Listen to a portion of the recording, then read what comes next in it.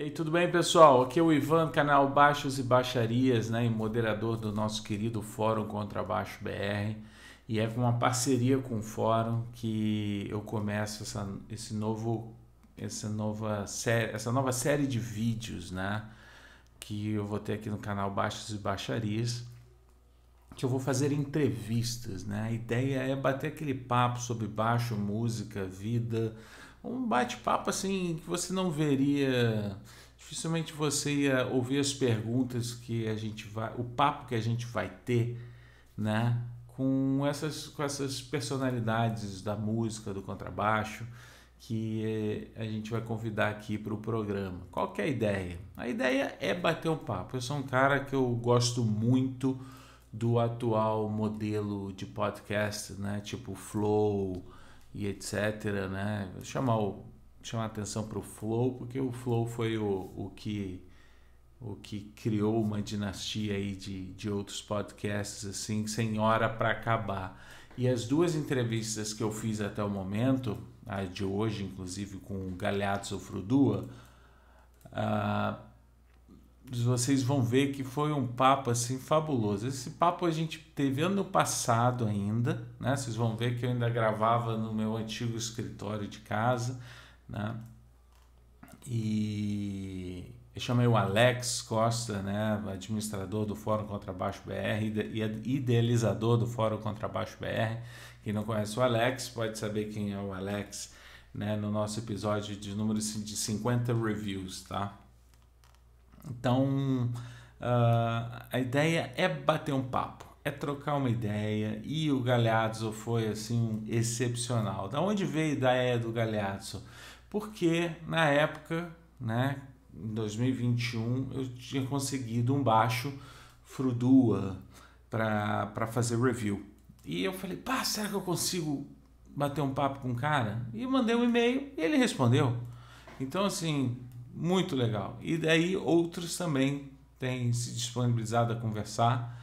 E então eu demorei bastante para botar essa entrevista no ar, porque, cara, minha vida, principalmente ano passado, virou de cabeça para baixo, né? Muita coisa acontecendo, né? Na fase de pandemia, trabalho, vida pessoal, né? E aí não deu para dar conta de tudo. E aí esse final de semana eu consegui descobrir como é que eu colocava legenda nos vídeos. Lembrando que esse canal surgiu de um interesse meu de aprender a manejar isso tudo aqui, vídeo, áudio, gravação, né? E hoje foi um daqueles dias, né? Peguei um domingo com as crianças em casa mais calma e consegui descobrir como é que eu pego o vídeo, gero legenda automática. Foram 2 horas de papo, né? Porque não dá para escrever essas legendas sozinhos. Então eu fiz a legenda, coloquei a legenda, traduzi a legenda, porque o bate-papo foi em inglês, tá? Não ia ser em italiano, né? Então foi em inglês, eu e o Alex, nós conversamos em inglês. Então eu fiz que esse episódio só ia ao ar se eu colocasse legenda em português, porque a ideia é gerar conteúdo em português para vocês. Eu fui um felizardo, eu fui um privilegiado, minha mãe é professora de inglês, tá? Então eu tive a oportunidade de estudar inglês desde pequeno, né? Não é uma realidade normal no Brasil, então, né, eu sou professor, então eu quero, através da educação eu tento dar minha contribuição no mundo, e isso respinga também aqui no canal. Então esse conteúdo de contrabaixo vou tentar traduzir sempre para o português, botar a legenda em português para vocês acompanharem, conhecerem essas personalidades que vão passar por aqui. A ideia não é repetir perguntas que vocês já viram em outros programas, tá? Tem outros programas muito bons, Alexandre Panta tem feito entrevistas muito legais, o próprio Celso Pixinga também. Antes da pandemia, estava entrevistando uma galera, sabe? Entrevistando gente de peso. Pô, o Celso Pixinga é um cara de peso, né? Ele coordenou a Cover Baixo aí durante anos ali, estava à frente da Cover Baixo e, pô, ele conhecia todo mundo, né? Então,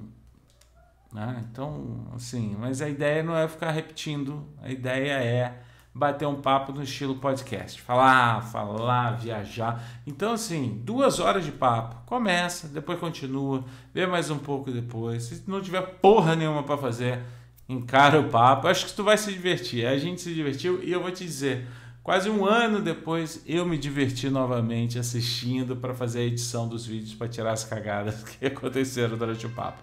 Tá bom? Então, fiquem aí com o bate-papo entre eu, o Alex, e com o grande Galeazzo Frudua, que é luthier, né, na Itália. E além de luthier, ele tem várias coisas, tá? Então vou botar os links aí pro site dele para quem tiver interesse em aprender mais sobre luthieria, não tiver medo ou a língua não for uma limitação, os sites deles têm muita informação, tá bom? Então vamos para a vinheta e bora para a entrevista.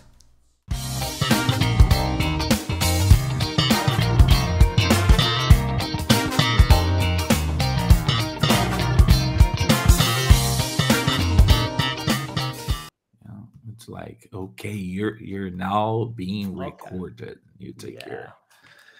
Good. So thank you, Galeazzo, for your time. You're very welcome. Thanks to your time as well. Yeah. And the idea here is to talk and have a pleasant conversation about music, about built instruments, about your perspective. And I have this channel. I call it Baixos e Baixarias, and it's baixaria. It's kind of how can I say that, Alexandre? It's a little slang. It's a little slang. Translate to you might be gossiping about things. Yeah. Or might be like low talk about things, and it's pretty close to baixo, means bass. Okay. So we're talking about bass and gossiping about things. Yeah. Yes. So this channel, it was a pandemic thing because I was stuck here at home with my 2 kids. And so the only thing I could do was play because it could not work properly with the kids around. So I decided to record, and we have this forum. Alex created with another colleague this forum about 13 years ago already. 12. Yeah, 13 years ago. 13 years ago. We have more than 25 subscribers. Wow. 25,000 subscribers, sorry. And people from all over the globe who speaks Portuguese, because sometimes we forget, but there are people in Asia speaking in Portuguese, and of course in Africa. So from time to time, those guys came by and share with us, and of course Portugal. So this that's specific for bass. For bass, just bass. Yeah, just bass. Bass guitar, and it's a great place for discussing, for example, the bass in Brazilian music, because we don't have, that's not something that will come up on Talk Bass, for example. So Alex come from Bahia, a well-known place that have a very typical kind of music style. So they have a specific use for the bass. So we learn a lot of the use of bass in Brazil in different regions. And in the last 10 years, we had it started to pop up several builders, bass builders in Brazil. Most of them are using Brazilian woods that are allowed to use. So this became a fancy thing. So I decided to, in my channel, and of course through the forum, to start to interview bass builders, luthiers, not only from Brazil, but around the globe. And last week I had a chance to test one of your basses, a GFJ5. I think it's from 2005 or 2006, because I guess around 10 years ago, a lot of Frudua basses came to Brazil. Am I right, Alex? Yeah, I think you're right. Are you aware of that? Like in 2011, many people started buying your basses here. In about 2010, we with a student of mine, we made a sort of Korean-made version of my handmade basses. Okay. And this Korean version, we didn't build a lot of them, because the guy then quite of stole everything and did his own Yes, of course. his own bass line. But I know that some of them went into Brazil because I saw some videos of people there, trying them and showing them and reviewing them. Yeah, so I know that some went there. Yeah, I remember most 5 strings, I think. I mean, yes, all I've seen was 5 strings. Yes, because we didn't make any 4, but I remember just 4 prototypes, mostly 5 strings. Yeah. Okay, so that matches all I've seen on YouTube and people talking about. Yeah. But you mean the guy who got the idea was your student from here, or no? I got the idea. I licensed him the manufacturing. So I designed the bass, and then we made a commercial license. But he was in charge to build the basses. I got it. Have them built in Korea. And he's from here. He's from Italy, yeah. Oh, from Italy. Okay, I got it. I remember I was talked to because my YouTube channel. The idea came because a friend of mine, he lives very close to me. He's one of the biggest seller of used basses in the Brazilian eBay. So he sells used basses. He do this for a living, and he has like 20,000 always 20 basses.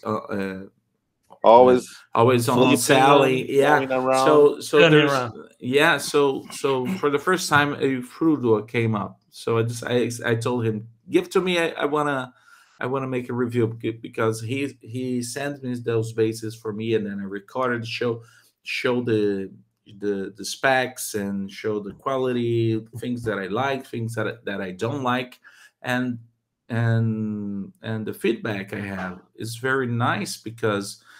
Brazil, we have a lot of people that don't have $1,000, $2,000 to spend on a bass.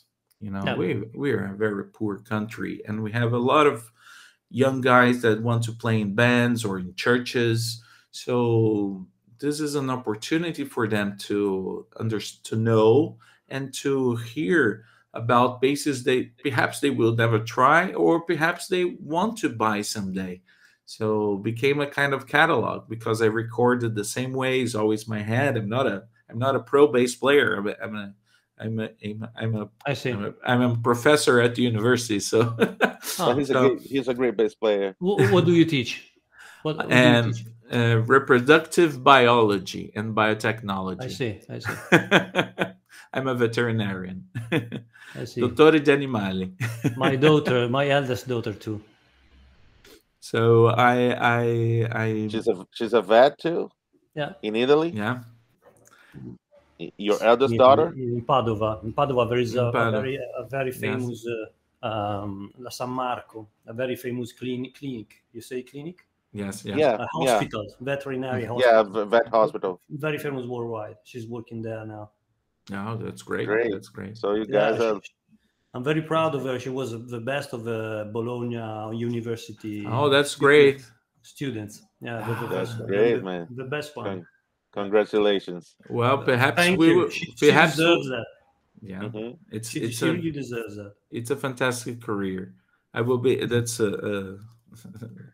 an off topic, but next year I will be in Bologna as a visiting professor. You come and take a coffee with me as a visiting professor there in Bologna. Yeah, come over in June, July. I'll be there, and perhaps let's arrange to get together. I'm 30 kilometers from here. Oh, perfect. That's just 30 kilometers. Yeah, 30 kilometers. Perfect.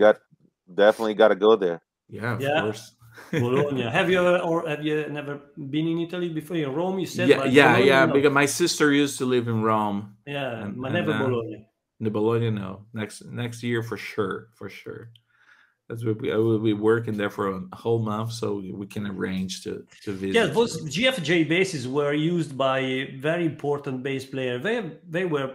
We used to sell them directly. In fact, it was named Frudua direct deal on the headstock. And for example, they were used by Dave Marks in England, which is one of the main bass players in England. It was used by Carlos Del Puerto. You know Carlos Del Puerto, in Chick Corea bass player. Yes, of course. Yeah, it was used by a Chick Corea bass player, with Chick Corea as well. And so they were professional instruments, not handmade one, but built with very to your specs, very luthier specs, by selected a selected factory in Korea, sort of custom shop in Korea. Did you bring them from Korea to Italy for the final setup? Yeah. Quality control. Yeah, they used to come pretty perfect. We just have to take them out of the box and check them. They were perfect, but already tuned. The nut was perfect too. Perfect. The nut is the most important thing in electric guitar, electric bass, acoustic bass. The nut is the most important thing for the sound. So they were very, very, very, very good basses. You should have Frudua direct deal there. You see that Frudua direct deal. Yeah. Would you be able to disclose who was making them in Korea, or is that sensitive information? It's fine. 12 years passed. I should check. I don't remember. It was a Korean custom shop making his own guitars. They all their own guitars, but I don't remember the name now. I should take some very old PCs, and check and the look information. At that. Yeah, because I remember I worked 2 years to design the whole thing. There were different series of guitars. Some built in China, some in Indonesia, some in Vietnam, some in Korea. We had different factories. Some of them were changing as well. That was a routing of the factory due to quality concerns. And I did mention a few times on the board, and I probably even remembers that I've played some instruments from Korea, basses, mostly from different factories, and they're great. Even the Lakelands before, when they were made in Korea, in my opinion, were better than Indonesian ones. Yeah, it's the same company, it's Cortec, but the Korean ones are better, in my opinion. The Koreans are very, very good. They are what the Japanese were in the 70s and 80s. Korea is right now where they were back. Yeah, I agree with that. Yeah, very consistent. Very. Yes. You play like 5 of the same model. They are pretty much the same instruments. That's very difficult. Yes. That's something that Fender doesn't do. Between us, but between us and the rest of the 25. Because I mean that's I've said that many times, so people know that I have that opinion. Like if you play 300 Fenders, they are like 300 different basses. Yeah, and the Korean guys are pretty high standard on the quality control. Also Yamaha, which is a big fan of what they do.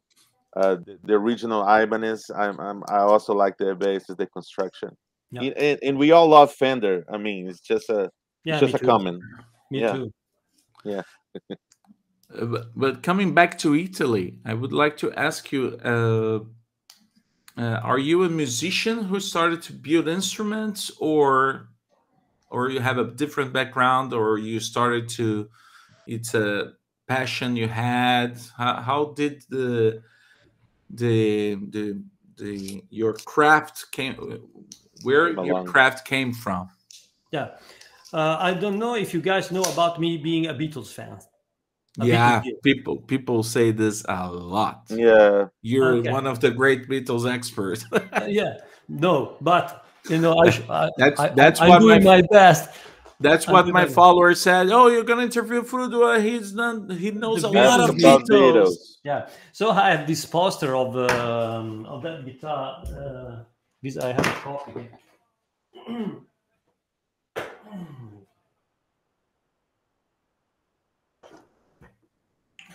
I had a poster of a Beatles rehearsal in, I don't know, remember when, because John was holding this guitar, And so I just wanted to have one. I started building one, and then I started building another because it was really crap. It came out really crap. And I started building another guitar that was Brian May's, a copy of what I thought it was in the 1980. Brian May's Red Special. Yeah. Mm-hmm. From then on, I got so passionate about building instruments that I went to the Cremona Stradivari school, and then I opened my own. That was around 1988, I think. Yes, I went to the school in 1982, and then in 1988 I opened a workshop in my town.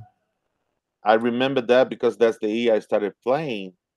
So when I was checking your information, I saw you mentioned 1988 as the year that you actually started building instruments. No. So it's been quite a time, quite some time. I started in 1980, and then in 1988 I opened your shop. But that specific guitar copy that I made, the first guitar that I made, the copy of this Rickenbacker 325 was in 1980. Let's see. I had the Red Special 1981. I remember that to do that, I read somewhere that Brian May father used a piece of 400 years old oak. I read that too. Yeah. Yeah. So me and my friend, he was building a Les Paul copy, and me, I was building this Red Special. No, this Red Special. Oh copy. No, and we learned that a woodworker over the hills here, there 1 hour toward Florence, had an old piece of oak from a very old house that went down, it tear down, and was a camino. How do you say fireplace? Yeah, fireplace, piece of oak. Fireplace. Very old. So for 1 year we went without a stop up there, and hoping that he cut some pieces of this fireplace, And you found one, a good one? Yeah. And in the end, he did that, and we built two guitars with these pieces of. That was just for the neck, or no? We used the whole the thing, the wood for the whole body. It was weighing some 3 tons. I see. That's why I asked. Yeah, but we didn't know. But it was very seasoned, very seasoned, 300 years. Very dry. Yeah, very dry. This guitar is owned by a policeman here in my town now. No He's still working. Yeah, it's still fine. He's still playing it. Yeah. And do you have the first Rickenbacker copy? No, I destroyed that. And another Stratocaster. What was a Strat? When the Squire first came out in the 80s, they had the spaghetti Fender logo. You remember that? Yes. And I bought one of the first, but it was number something like 800, something like this on the back on the neck plate. It was a number, and was within the 1,000, And that was a guitar on which I made every kind of experiment, and I destroyed that one as well. So the first existing is that Brian May copy. Oh, great! Yeah. That's great, man. And great knowing the history. Your time during your time you were studying in Cremona. Yeah. Is this school specifically for classical instruments like violin? Yeah, absolutely. And only that? Do they absolutely have no electrical instruments? Because no. That would be that would be a scene. Yeah, I remember I was me and my friend were not, Cremona is a very close and traditional environment. Consider that Cremona luthiers don't conceive any luthier, any violin coming from outside Cremona a violin. Oh, okay. It's just a piece of. It's something else. Yeah, it's piece something of garbage, maybe. Maybe it's made from Cremona. If I didn't make it, it's okay, but outside Cremona, no. It's the same it's the same thing as putting like pineapple on pizza. Excuse me? Is it the same thing as putting pineapple on pizza? Yes, pretty. Yeah, just the same. I got it. Absolutely. My sister, she's married to an Italian, and she said, "You want to drive an Italian crazy? Bring them to Brazil and take to a pizzeria. They will go nuts with the kind of toppings we have here. Yeah. Man, people put ice cream, chocolate over pizza. It's crazy. French fries, a whole chicken in the pizza." I've seen it. Can you get that picture from like a whole? Yeah, please. A whole chicken over the pizza. Yeah, a whole chicken, like a fried chicken, whatever, in the pizza, like in the middle of the pizza on it. I remember that when I was at school, you make me remember some. You're making me remember some things that I forgot. I remember when I was at school, I was trying to build a copy of not in the school because they killed you. At home, we were living in a convento. How do you say convento in English? Where Price live? Not a convent. Yeah, it's where Price live. You know? Yeah, convento. Yeah. We have the same word in Portuguese. Yeah. People will. It's a nun home. Yeah, we were living in a room there. Me and my friend, and he was from Verona. I was from Bologna. And we were trying to build a copy of the Steinberger bass, you know? Yeah, the basic one, like the very basic one, the very square one. The basic one, you know? So I went to the school and asked my teacher, who was Vincenzo Bissolotti, that was the son of the most important Cremona luthier, the most famous one. Okay. So I had a very good teacher, and I asked him, "Can I lend some tools, you know, to build from the laboratory of the school, because I can't, you know, clamp them. I need clamps to clamp the sandwich of the neck through, you know." And he said, "Okay, do it." The time that I went to the toilet, he called the director of the school that get my base and the glue and everything, and you know, subtract that to me. And they gave me back the whole thing 1 year later. 1 year later. Yeah. You can't make anything except violence there. Oh man. But it's traditions. It's probably a great place to have your base from. Then it's a great place to learn about wood and how to treat wood and how to craft by hand, you know. Yes, it's only with hand tools, like nothing fancy, just nothing the basic. Fancy. Yeah, you can give me whatever thing with whatever piece of wood, I can make a guitar out of it with my hands, you know, in a very short time, and that was the school. Yeah, and we can't say the same thing about many luthiers of nowadays. No, in fact, that's why I made my school. They design on the software. They build all it. Then I'm not saying that's a bad thing. No, I'm just saying that's how it's done by most guys today. And go to the CNC and put it together. And of course, there's something to be done: the sanding and the finishing. Yeah. But now the software is very modern and can do even the curves. A few years ago, the CNC wouldn't do the curves, but now it does all the curves. You just need to do the finishing. Yeah, which is it's how most do it. The big companies do it like that. Yeah, I've been to Warwick factory many years ago. Germany. Yeah, and I was like amazed by the high technology they have. They have even they make collaborations with robotic companies to develop new equipment just to set up the fingerboard, the neck, the frets. You know, it's they make in-house developments with engineering companies to do this. Just for the tooling, for the machining. Yeah. It's funny because Warwick started many years ago with like the sound of wood thing. Yeah. How was the sound of CNC? I remember because I made an article somewhere in the 90s. I made an article. I called that "The Sound of Wood" on my website, and they wrote me, "No, you can't use the sound of wood because it's our phrase." Yeah, we own it, so it's you can't use it. It's funny because it's not just the phrase. The whole marketing back then was like, we do stuff by hand.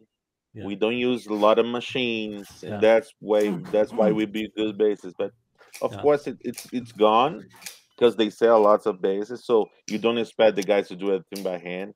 We understand that. It's just a comment how things change. Yeah, it's not a critics in no. It's the it's how the sorry the company found a way to survive among the big brands. You know, it and became a big brand. So, Warwick is a company that did many things right. Yeah. They kept afloat during the 90s, and those bases had problems. I can say that, especially here in Brazil. You guys don't want to say that, let's go wild.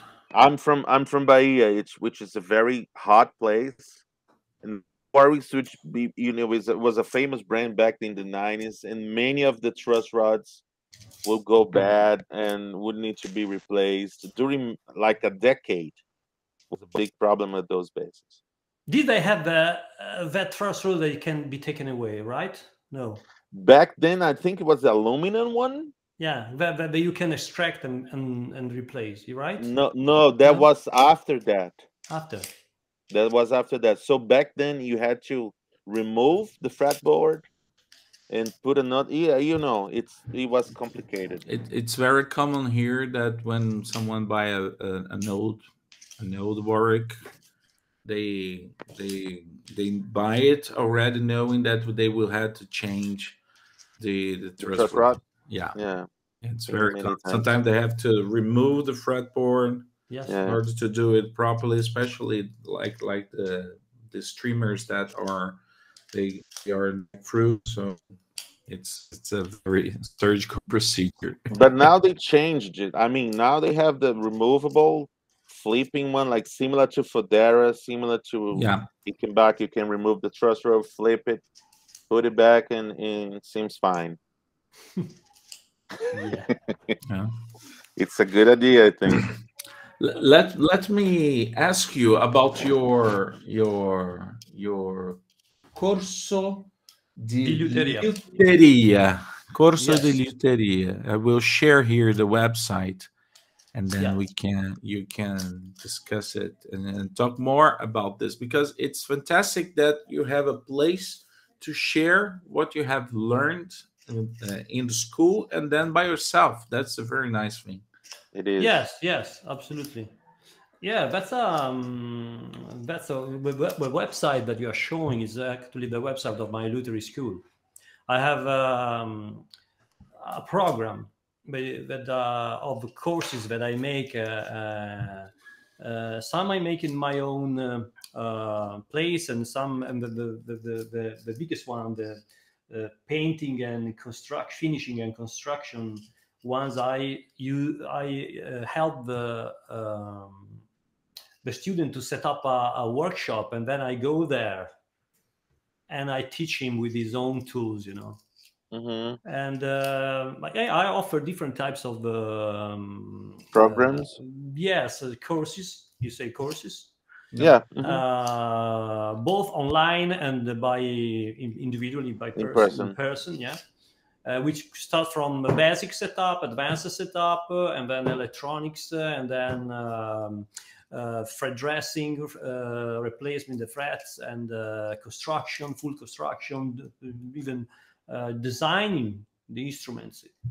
So for someone just wanting to be a technician, just for setups and maybe changing frets and stuff like that, you can put up a program just for that person who doesn't want to build, just the basics. Yes, maybe most of them want to spare the cost of a luthier forever, so they just want to learn how to set up their instruments on their own. Yeah. And some of others are simply maybe professional, that doesn't have anything to do with the guitars. They just are passionate about guitars, collectors, but they are surgeons or, you know, super managers, and they want to do something different. You know, they want to follow a passion that they have. They have 2-3 guitars. They want to build his own guitars in the evening in their garage, you know, in their own space. Yeah. The pictures look great. Yeah, these are the pictures of one of my construction courses. The guy made a Telecaster, a sort of very modern 7-string Telecaster. He made this guitar in 14 days. It's pretty fast. Very professional instrument. Very professional instrument. I was taking a look at the site previously, like yesterday, and you have those articles for a few years right now, right? Yes. The construction articles about wood, about truss rod, how to install the truss rod. Yeah, referring to like Craftpedia, yeah. And many of them are stuff that like no one talks about. you agree with that, right? Yeah. It's very special information for anyone wanting to know a little more about luthiery. Yeah. And it's one of the main things that I've been asking myself for many, many years. And I also ask luthiers, what makes this guitar so great and this other one, which is like the same thing, just a blend instrument, just a blend bass, it's not so great. And many people don't know why. I mean, they just can't put a finger on why that happens. And it happens quite a lot. Yeah. It's the piece of wood alongside how you do things, how precise you are on the construction. Truss rod, I've been saying that for many years. Truss rod is a big thing. Yeah. If it vibrates, if it doesn't vibrate, it makes the neck behave in a very different way. Yeah. And I thought it was great seeing that information from you. Was like I said, like, I told you guys, because you're very known luthier saying the same things I've been saying. I don't build instruments, but I was happy to see that. We were sharing the same information. Yeah, the Craftpedia. You know, the fact that a guitar is playing and is comfortable to play is a result of a huge quantity of details that are almost hidden. Think about I made a guitar for Peter's Gabriel, a guitar player, David Rhodes. I made 2 or 3 guitars for him, and I remember that when this guy called me, he was on tour with a famous Italian singer here, and he was on tour with the bass player, very famous bass player here, Paolo Costa, who was using my basses, and Paolo called me and said, "Listen, there is David Rhodes here with me playing with Battiato." And he tried my bass and wanted to talk to you. Okay, he said, "Pass me, David." So David told me, "Listen, could you build for me a guitar that feels like the neck of this bass?" Yeah, I see. And I say, "Yes, of course I can," because I've tried a lot of. I tried such a huge quantity of guitars, and this bass is the only thing that I feel in my hand like my old Jazzmaster. I see. So the problem was the problem was just to make you understand how building a guitar, especially an air guitar, is a matter of knowing such a huge quantity of details and things that are almost hidden. That is impossible. That if you're not a professional and you set up a CNC machine, you got them. You know, the matter is this small round edge that you have here. It feels like an older instrument just by Yes. By doing that. Yes. Yes. So David told me, you don't know how many people, how many luthiers want to have guitars shown by me with Peter Gabriel, but I want that neck on my, because my guitar, if you can build a Telecaster guitar, you want some special guitar, especially. I want the neck to feel like my Jazz Master. I know you can do that because I test this bass, and it's the same thing. You go and it's just how you round the edge of the fretboard. Okay, so if you think about that, and there are 30% of the guitar construction is details like this that nobody knows, you know. So it's very important. Nobody talks about this thing. No, nobody talks about it. It's like the conical board. The conical board, the compound radius, you mean? The angle of the neck. It needs to be very precise. It's not just put an angle on the neck of 3 degrees or 4 degrees or whatever. It's a very specific geometry based on your bridge, on the length of the fretboard. And you need to understand, it's not just a thing that you do. You do it right, or just don't do it. If you don't do it right, don't do it. Yes. And many try this, let's say, a little advanced concept, but do it wrong. So it would just be better if you do a regular fretboard, well done, than doing a not that precise compound fretboard. Yeah. This philosophy applies to everything in life. Yeah. The good thing about the compound fretboard is that the compound fretboards reads, every string on the compound fretboard reads the same fret line. At same height. The same bow of the neck, not the same height. The same height. The height belongs to the bridge. But the compound fretboard, because the uniform, even fretboard, how do we say that in English? Standard fretboard with a even radius, you know, don't have the strings parallel, but the strings are placed in that way, you know.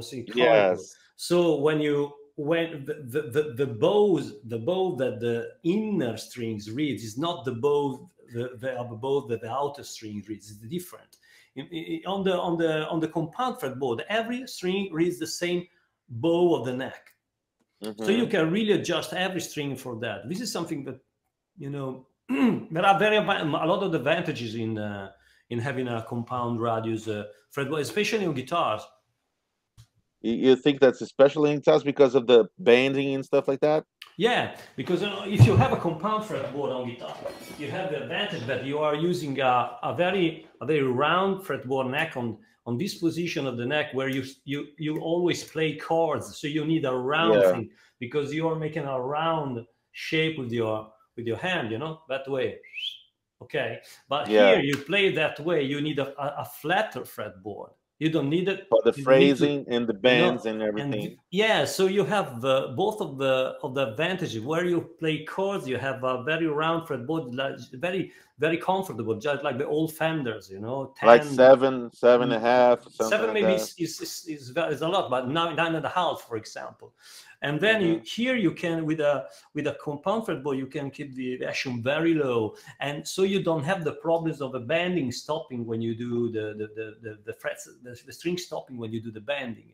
On the bass, it's just the advantage. You don't bend strings on the bass, you know.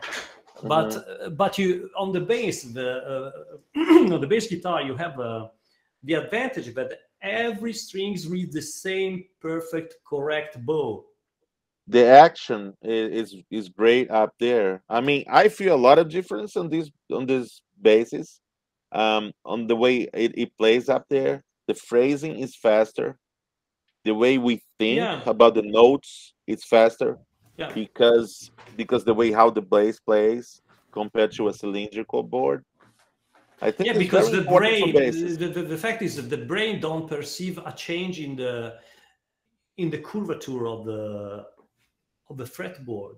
Every string has the same exact bow, so the brain is not distracted in the big picture. That makes be a lot of with other things. This might be a very a really great difference in the whole instruments quality. You know what I mean? Yeah, and not many people talk about it either. No. It's a very important thing, very important, I think. Yeah. But people don't talk about this because it's kind of a secret. It's kind of your special sauce, huh? Or people just ignore that, or that's something that maybe because you cannot do this in when you have mass productions, you know. Well, you could actually, if you could do that, In fact, the Frudua direct deal thing was trying to put in a industrialized run what the concept that I placed in my handmade instruments that are full of these things. You know, why the musicians don't talk about that? Because they basically. It's sort of too much advanced mechanical stuff for them, yeah. You know. So it's difficult to understand. Many of these things are difficult to understand. So it's not important that a musician knows that. The most important thing is that luthiers know that. Mm-hmm. Right? That's why a luthier cannot be someone that wakes up one day and takes a CNC, makes a good drawing, and plays out a guitar. Because it will never be a guitar with all these things that we just talk about. Two things that make a huge difference yeah. In the comfort and the sound of an instrument. Think about that. There are at least, I can imagine 30 in an instrument like those that nobody knows. So you can just imagine how is the difference between improvised luthier and someone that knows what he's doing, you know. And the interesting thing, I think, is that these things are not new. No, they're like 400 years old. Yeah. Yeah, you know, the Italian luthiers back in the 1600s were doing that.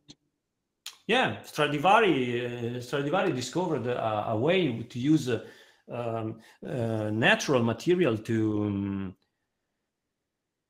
sort of fossilize the soundboard of instruments in a way that he can use thinner thickness. I never heard of that. That's very interesting. Yeah, what's the difference between Stradivari and make the wood like rock? Yeah, absolutely. So what he did actually, he was using a material sort of sealer that stoned make the hard that made the petrified soundboard. Kind of petrified. So think it that way, you know, sort of indurire, hardened the soundboard, so he could use thinner thickness. And of course, he had a different sound because the thicker the fretboard, the less is the resonance, the less is the minor is the resonance, the worse is the sound, the less is the volume. But if you are able to reduce the thickness of a soundboard, still resisting pressure, you have a huge sound. Okay, the 0.2 of a millimeter makes twice the sound. Over 3.5 millimeters of a violin, okay, in certain places of the sound. Because the strings have more interaction with the neck. Excuse me? No, it just matters how the soundboard resonates, how it moves. Okay. The thinner you can make the soundboard. Oh, it's the fretboard itself. No, not the fretboard, the soundboard. The soundboard. So how do you call the soundboard? The top of the violin. The the top. Yeah. I got it now. The soundboard of the violin. Okay, the one that made the spruce. Yeah, I got it. The acoustic guitar top. Okay. Yeah. The top. So, yes. So and it has the curve, right? It's curved. Yes. And very thin. It's very thin. The thinner you make it, the huger the sound. But of course, because it's like a membrane.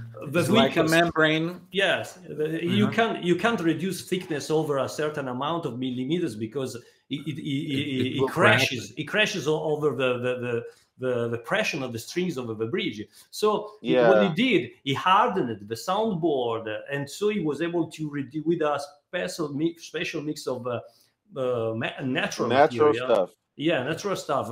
Egg spark with I don't remember. I can tell you. I have a book from a guy called. Are these techniques still used? No. No kidding. No. So you also have the pressure on the soundboard that makes it more stable, right? On acoustic instruments. I mean, you have the pressure. There is a pressure of the strings, so you can't reduce thickness because otherwise the strings will crack the soundboard. You know? It would be so thin that it would crack, destroy the guitar. You know, but so you use le catene in inglese, come si chiamano? Little wood rods. This I don't remember the name in English anyway. Acoustic guitars have this list of woods under the fretboard. I know what they are. You know, I don't remember the name. I think the viewers will understand if we show here. Yeah, you see that if you reduce a lot the pressure, the thickness of that soundboard, the pressure, the huge pressure that the strings make will crash the soundboard. Okay, so the trick is harden the wood with what he did. It was hardening the wood, so he could reduce the thickness. By reducing the thickness, he had a much more widening volume. You know, what is projecting more sound. It's like 2 millimeters less would double the volume. 0.2 of a millimeter can almost of a millimeter. Yes, can almost double the resonance. It's a lot. It's almost nothing. Yeah. Yes. It's almost nothing. Yes. Because the contrabasso has a sound post. Violins does have sound post too. Sound post. Yeah, it's that wood that helps to stabilize the. Yes, I don't remember the name in English of a catena. Yeah, it's called catena in catena, the wood inside here, below the bridge here. Inside. Yes, they're like rods. Yeah, like rods of wood. Yeah, quarter cut. You know. They're I mean, they're like that, right? Quarter cut. Like this. Yeah, they are cutting quarter, just like this.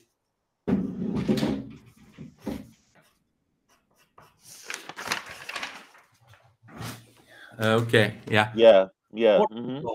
So they are very rigid, stiff. You know, I don't remember the name in English. And do you think that would be one of the secrets of those instruments? It is the only secret. So it's not. Many people wonder if it's the finish, if it's all the trees or anything. It's nothing like that. It's not the finish. It's not the finish. It's not the finish. But it's not a secret. It's not so a he secret. didn't put his own blood in the finish. No. That's a myth. Some creepy stories. Those are the funny myths. But it wasn't a secret. It was used by furniture makers in the 300 years ago. It was not. And now no one does it. Nobody. No, there's no need now because now there are chemical things to do that. It's not the same thing. Maybe it is. Maybe it is. I know Cyrilak has some. Liquids, sealers that stabilized the cells inside the wood. You know, they sort of petrify, stonized them. How do you say that? Petrify. Yeah, petrify them. So I don't know if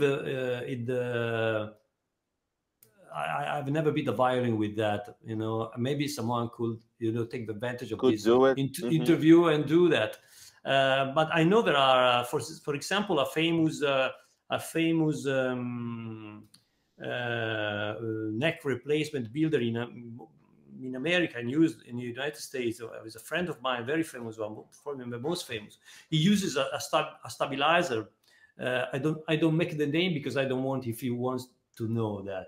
Okay. But he's a stabilizer from Nelsonite that does that, you know, in a different way. Stops the wood season. It's not like petrifying the structure of the wood, but in a sort of way stops the wood from moving, you know. Yeah, like epoxy does that, right? In using the what way?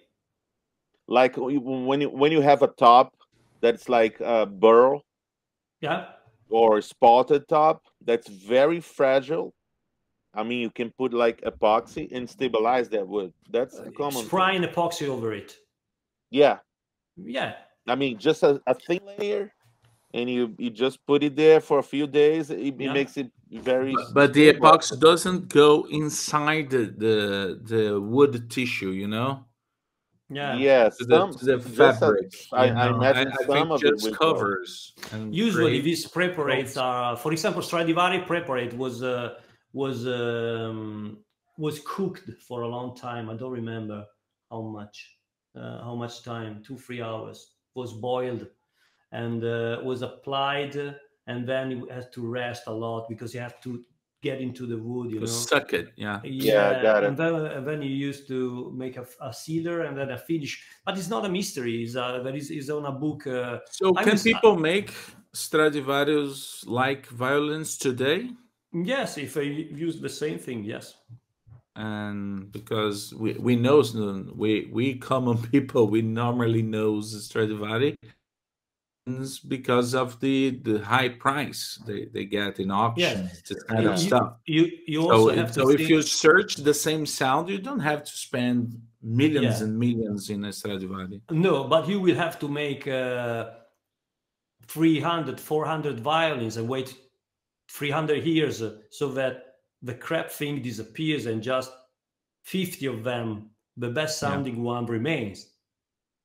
Okay, because you think about it, Stradivari was making violins. 2 songs were making the hugest quantity of violins, but much more than him, you know. So how many Stradivaris disappeared because they didn't sound that good? Only the one that arrived till today were the best sounding one, you know. It's like if in 300 years only the it's like vintage guitar.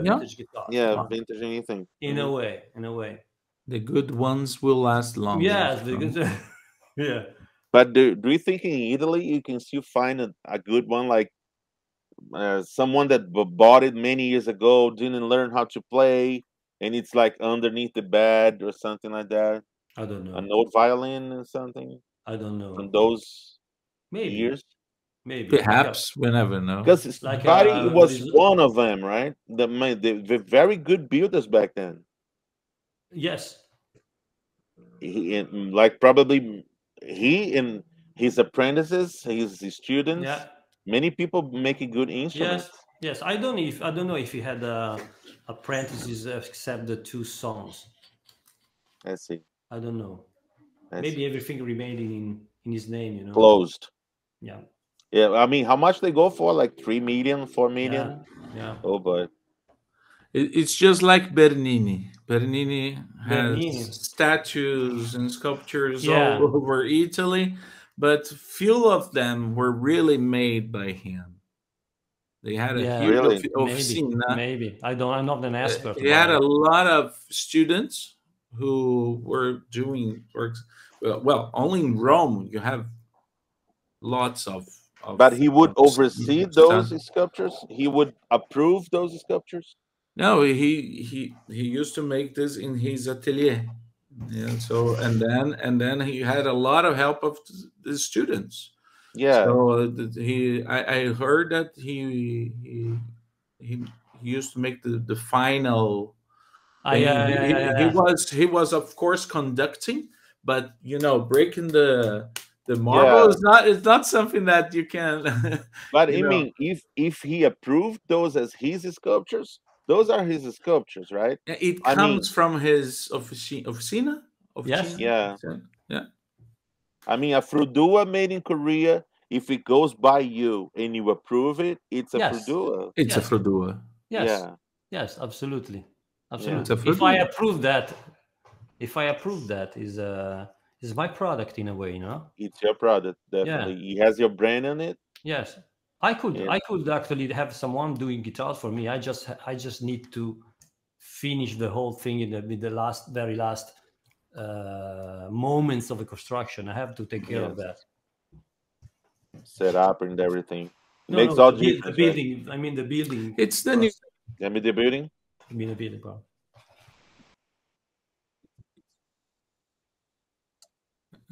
It's what we see now in this huge brands, that you have the custom shops, the team build, the master build, and then the price. Alex always says that to our forum members, that because they assume that it's a very special instrument, and Alex says, no, you are paying for someone in California to do, or someone in New York, or someone in Italy to do by hand, choose the wood. You're paying for his labor hour, his working hours, and of course his expertise. That's why you pay 2,000 euros, 3,000 euros, 4,000 euros. Of course, the woods, the electronics, it has cost, but you're paying for someone doing this. So you're paying for this expertise. So that's why it works, and it really works. It was like that. So Fender, Warwick, I don't know if Gibson have this master build, tin build categories of instruments. So they probably do, and they make like the prices go 15,000, 20,000. It's fine. People will pay. It's also a marketing thing of sorts. If you say one of our best guys is building this one from the beginning to the even if it's just a regular guitar that you don't see much on it, it's also like, you remember Kubicki the bassist. Yes. You know that he built the George Harrison Telecaster. I didn't know that. Kubicki was a luthier that built the Rosewood Telecaster. Philip Kubicki. Yeah. There was this story from the Guns N' Roses guy. What's his name? Slash. Yeah. His Gibson is not Gibson. Really? No, it was made by a luthier in California. And he had the brand Gibson. It was a fake guitar. I didn't know that. But then he became so famous that he got a contract with Gibson, and Gibson started making his model as a signature model, which is based on a fake guitar. I didn't know that. Yeah, it's a great guitar, but it's not a Gibson. Yeah. The original one is not a Gibson. Maybe. I didn't know. They made a contract, and Gibson sold lots of those guitars. Yeah. So it was good for everyone. Yeah. In the end, it was just money, and you know how it goes. Everyone needs money, right? Yeah. Well, I want to say we will have a more specific Brazilian audience here, and just a moment. I'm trying to share here. Here's a Kubicki guitar made by hand by him. I would never know that if you didn't tell me. Never heard. Looks great. Yeah, and that's but a very Kubicki was a guy that had a lot of deals with Fender, right? I didn't know a lot. I know the basis, but I didn't know about his connection with Fender. I just learned that about the George Tell, George, This was authorized by Fender? He was working for Fender when he did it. Okay, so it's a Fender guitar. It's a master build. It's a master build from From the him. one I was talking about. It's not a Gibson. It's a Fender Telecaster. Yeah, it's a Fender, full-blown Fender, authorized by Fender, made by Fender. Made by Master Build Kubicki at Fender. Yeah, Fender. Master Builders, and that's a guitar that has a very special sound. If you hear it, you can hear it very well in Get Back. the song gets back. Yeah. I try to listen to it. Is that a rosewood neck or something? It's everything is rosewood, so the sound is so bright, so incredibly cutting edge, you know, so bright that it mixes perfectly with the flat wound strings of a violin bass of McCartney and the Rhodes piano, and it's very dense. The entire guitar is very dense. Is very dense and heavy rigid and heavy. So it's gonna be bright, right? It's gonna be super bright, and if you listen to the song, you can clearly hear him playing this strappate, this very bright chords that perfectly fit in the mix of the violin bass with the flat wound strings and very dark. The casino, yes, very dark, but there is a science behind the sound of McCartney with the violin bass. We could talk 1 hour about that. and the Rhodes piano and the casino by John played on the upper strings, on the lower strings, and this guitar there cutting on the very high, and the vocals is the mid frequency. Is perfect. It's a perfect match. And any other guitar would have played this way, would have fit this way in this groove. I don't remember the song. I have to listen Get Back. To it. So. Yeah, I have to. You don't remember Get Back? No, don't get crazy, Galeazzo, because Alex is not a rock guy. That's why he is our administrator, and he like to drive people crazy. Super partes.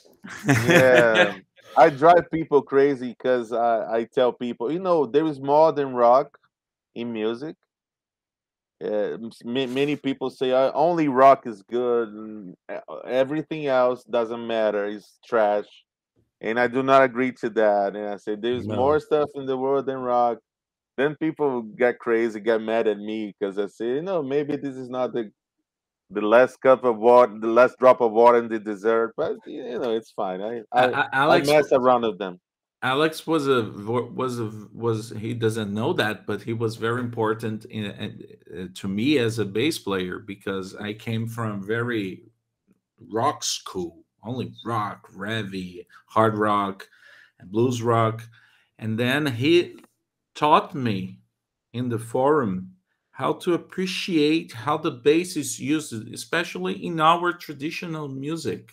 Of course, we have several styles. In folk music. In folk music. But Brazilian music is very rich. Yeah, we have so many different styles. It's a huge country.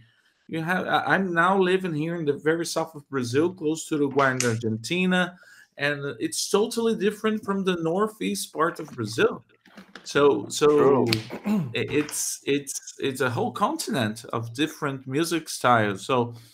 So he was one of the guys that taught me, hey, stop and listen how the bass is used in this song. And then okay, I have to swing more, dance more, because the rock. The bass player needs to understand his place in the band, otherwise it just doesn't work. Yeah. I come from a place where all the bands have like 5 or 6 percussionists, plus horns and everything. It has, you know, surdo, how we would say a big, by Brazilian Carnival, the big one, the big drum, it's a one. surdo. That's very low, very, very low. You're not gonna compete with that. Otherwise, your bass is gonna be lost in the mix. Yes. So you need to understand your mids, how they work, so you can still play your bass heard and be part of that song. Otherwise, you're gonna disappear.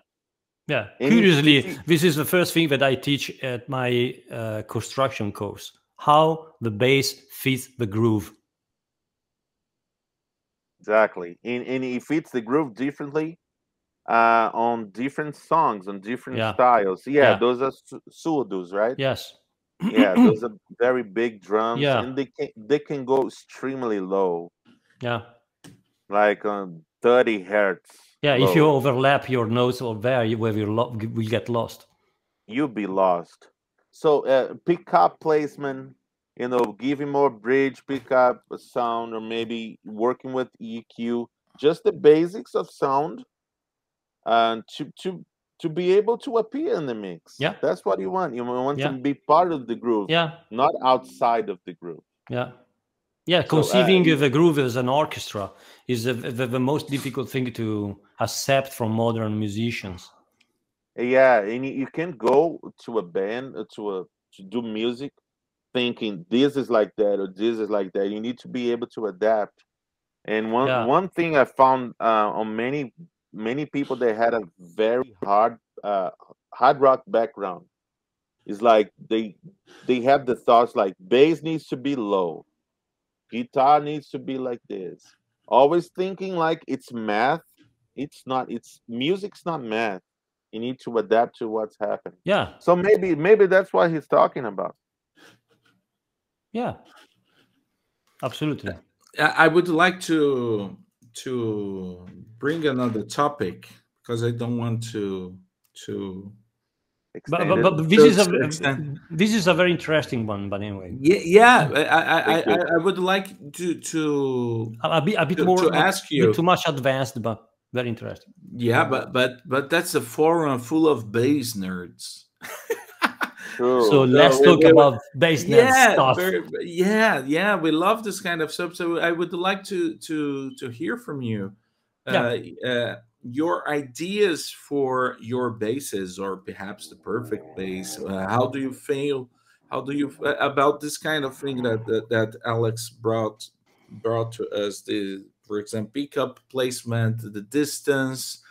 How do you design your basses? How do you neck construction, construction, and of course, something that sometimes people cannot understand. It's a guy that a specialist in wood construction, and can he or she also be an expert in electronics, or he has to find someone to work the electronics with him? And do you do your own electronics too? How do you combine the electronics with the wood choices? And finally, it's a huge question, but it's a open game here.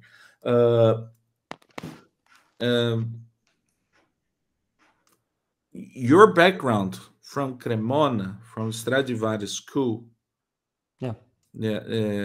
show us that you have a complete understanding of the whole of the role of the woods in the final sound of the instrument. And that's something that people talks a lot, that since you are amplifying and using pickups, different electronics, the wood doesn't matter anymore. Is this true or not? I would like your thoughts about it, and whatever you want to share thoughts about it. So let's go by subject. I'm sending you to your email address a photo now. Maybe I can share it here, but I don't know how to do that. I can share the desktop here, maybe the monitor. Una finestra. This. Now my camera goes bad. I can see a picture of exclusive bass. Looking for a new guitar. Galeazzo Frudua is presenting. Yeah. That was a bass that I designed for one of these lines that I told you about. Maybe we should wait even to come back. Maybe. Yeah, looks great. 3 pickups. Yeah. Three bobbins, I think, or is it like each one is double? It's a Music Man concept with the 3 coils. Yeah. The 2 toward the bridge are in the exact position on the scale where the Stingray are. Okay, the sweet spot. the famous sweet spot, bravo. Yeah. And the other one, the one toward the neck, in the neck direction, is in the position where the old precision, the sting one, the single coil one was. Yes. So this bass can make the sound of two different instruments. Yeah, the most rock-oriented instruments of all times, the Music Man and the precision, and the original precision. Yeah, and when the prototype was built by Nordstrand pickup. Nordstrand, you know. Yeah, no, Nordstrand. Nordstrand, and when we tried the prototype and then we produced that, I remember that moving the pickup along the scale of the instruments, even 4 millimeters made a change that you can clearly hear on Pro Tools. I know. On Pro Tools. 4 millimeters make a difference. A friend of us just started his luthiery here in Brazil. He lives in São Paulo, and I talk to him often. And the first thing I told him, he was asking ideas, anything I thought was good. I told him, man, just put a neck on some table, a bridge, and open a hole. Yeah, and move the pickup. So you can play with the pickups. That's what Leo Fender did back in the day. Yeah. Pickup placement is huge. Absolutely. And don't go by the book, go by your ears. Yeah. Because the books will tell you that the needs to be here. You know, the frequency poles are here or here or here. Just play with your ears. And it's very important. It's the most important thing. The type of pickup and the pickup placement along a scale. Placement. This bass looks great, man. Yeah, it was very nice. These are Italian, right? These are Italian. These were Indonesian made. Cortec? No, I don't remember the name of the 10 to 12 years has passed. I don't remember. Oh, okay. There's from those times as well. Yes, from those times. I thought it was newer, but yes, yeah. I can maybe show you the whole catalog. I don't know. Because Cortec is the biggest. I think they're the biggest builder in the world today. Yeah. Are you still seeing my? Oh, Ivan is back. He's back. Yeah, that's one of those exclusive. Is it a PJ pickups or no, just a P? It's a Music Man, as I said. Is the same bass I was showing. Oh, it's the same bass. Okay. Yes, I had another line. This one with a PJ, but was a large spacing. 19. 19. You're right. Okay, take a look at that bass. Dude, whoa. That was part of the. Here is it. Can you hear it? Can you see it? Oh my God. So those two poles are like sweet spot for the Music Man, and the one closer to the neck is the spot for the older precision. Yeah. Then you have volume, and then a switch here that you could actually. I don't remember. Let me see if there is any explanation of the circuitry. There was a switch that allowed you to. Series parallel? No, I seem to remember. Here is it. Volume neck, volume bridge coil, treble, and then there was no, there was no switch here. You had the volume of a precision thing, the volume of a Music Man thing, so you can mix them or use just one of them. And the coils were exactly in the same position of the original, so you got exactly the same sound with exactly the same pickup. Looks great. This is still available? No. Oh, no. This lasted 2 years, no more than this. We sold 1,300 of this instrument without a single cent spent in promotion. Believe me. Whoa! So that's great. That's amazing, and incredible. And why did you stop making this? The guy stopped. They were I can't really tell you. The people that had this project in licensed stopped doing that. But you probably have the rights back now, right? Don't you have the rights back? Yes, it's my property. Yeah. Yes. So if anyone wants to put it back on track, it's available. You know, I can license this again. But they didn't want. You know, one of the things that when you want to produce in Asia, you have to consider you have to go there. I see. You cannot think you can set up a production from there without visiting the factories. And yeah, the guys at Warwick said that they had to be there every month checking out the rock-based production. Yeah, they didn't want to go there. I insisted, but they didn't understand that. There was another basis, this one. Yeah, you know, Galen Kruger, Bob Gallian, the only solution he found to that was to build his own factory in China. Yeah. Because he said I couldn't trust that all the products would come out as GKs. So I built my own factory. Yeah. So easy. Yeah. If you have the money, it's the best thing, absolutely. Yeah, it's the best thing. If you have enough enough product for that, it's definitely the best thing. Yes.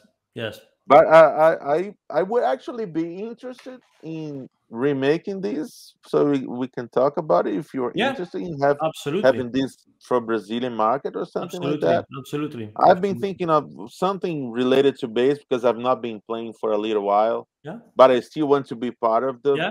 I can send you the link of the PDF, so you can have a check of the whole line. There were two different lines. There was a line called Tuscany, that were vintage reproductions, modernized but vintage reproduction. We sold a lot of those, a lot.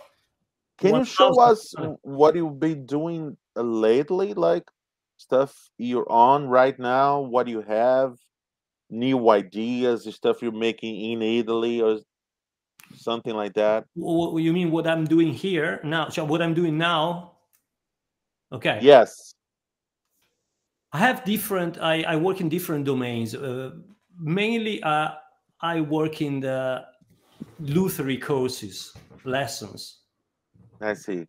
And then I do quite a lot of company consultants on, especially on sales, small companies under 50.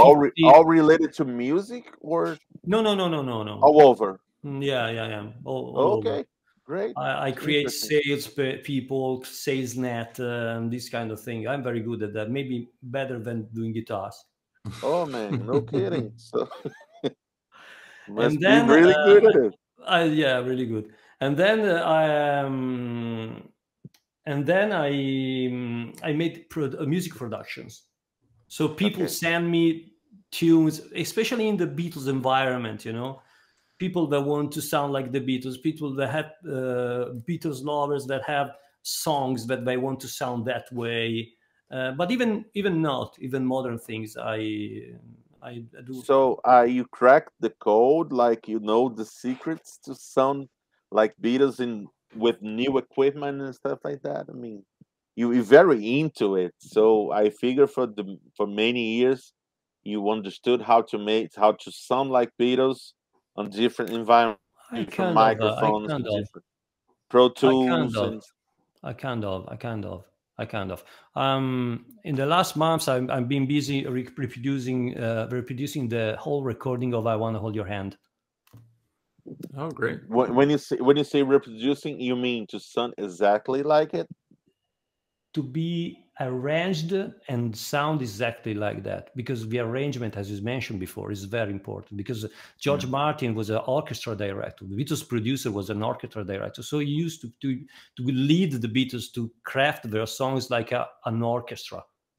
Yes. Okay, so it's, in a way, how they used the instruments was very counterintuitive compared to other bands, because some of the sound has to be muddy because there was another guitar that had to be very, very, very, very bright. Okay. I see. And the bass have to play certain parts in a certain inversions because there was another guitar playing in our inversion, and they didn't have to overlap.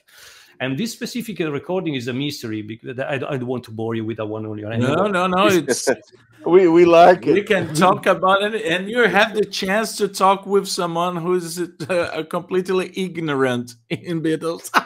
Yeah, me too. I gotta say, I don't know much. I'm talking about you, man. You can yeah, you know your Beatles. Okay. Galeazzo, you can convert Alex now. Well, there's no need to convert anyone to the Beatles because the Beatles, it's a matter of. They don't need anyone. No. I understand it's great thing, but I'm just not familiar with the whole thing. I listen in the radio. I listen at my home sometimes, but I'm just not familiar. I know it sounds peculiar, but I believe there's a lot into it. I wouldn't never dream there was something that was not being used at the time. I just thought it was, how they did those productions back then. All the acoustic musicians in one room with one big mic and maybe a few condenser mics here and there, and then that's it. And all the musicians do what they did, but probably I'm wrong. I know I'm wrong.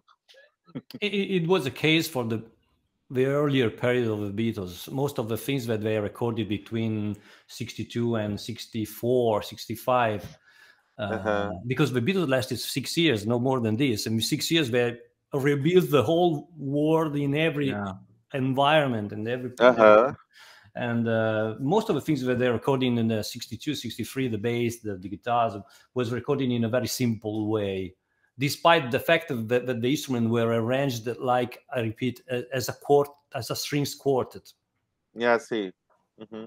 But some of the recordings were so incredibly complex, considering that they only had 4 tracks or maximum 8 in the late period.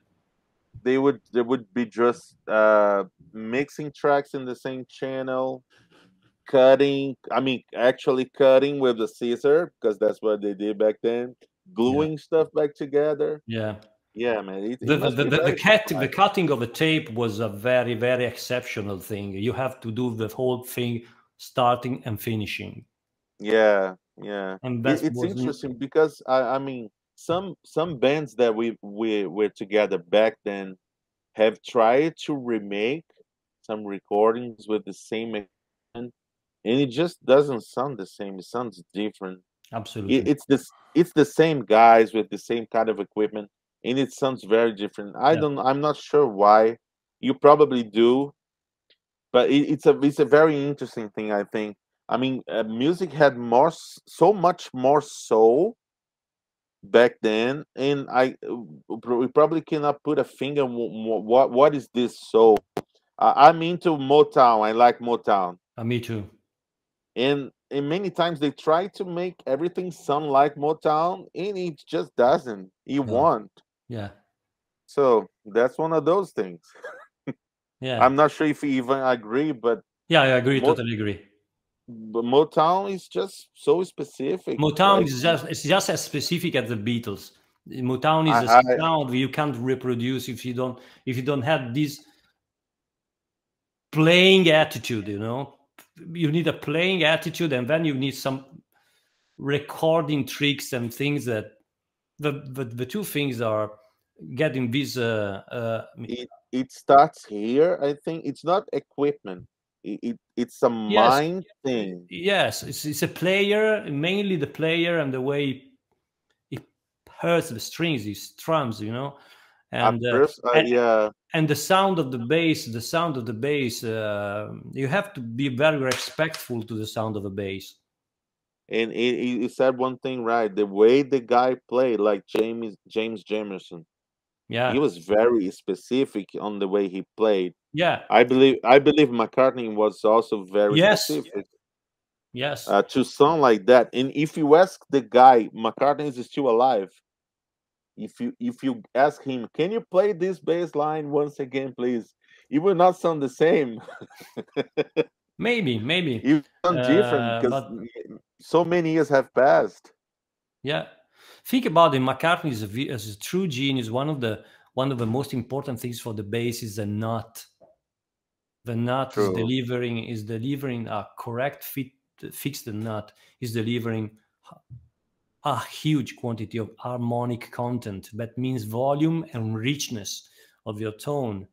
And the nut must be as low as possible. Of course, you don't have to buzz on the open strings, but the nut must be so low. And think about the young McCartney who modified this bass to have a 0 fret. I didn't know he did that. Think about it. That's like the beginning of the 60s.